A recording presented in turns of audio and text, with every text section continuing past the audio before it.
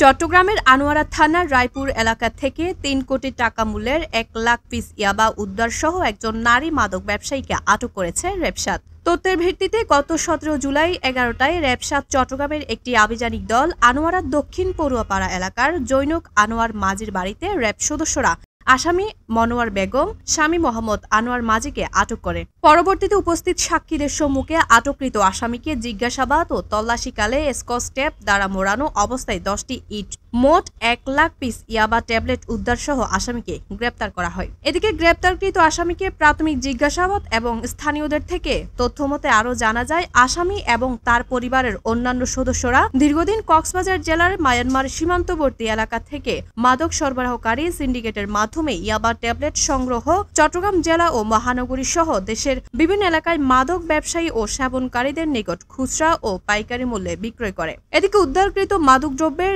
যার আনুমানিক মূল্য ৩ কোটি টাকা। গতকাল রাতে র্যাব-৭-এর একটি বিশেষ অভিযানিক দল চট্টগ্রাম জেলার আনোয়ারা উপজেলার দক্ষিণ পাড়োয়া এলাকায় মাদক বিরোধী অভিযান পরিচালনা করে এবং আনোয়ার মাঝি নামক একজন ব্যক্তির নিজ গৃহের ভিতরে খাটের নিচ হতে ১ লক্ষ পিস ইয়াবা উদ্ধার করে, যার বাজার মূল্য আনুমানিক ৩ কোটি টাকা। ঘটনাস্থল হতে আনোয়ার মাঝির স্ত্রী মনোয়ারা বেগমকে গ্রেপ্তার করা হয়।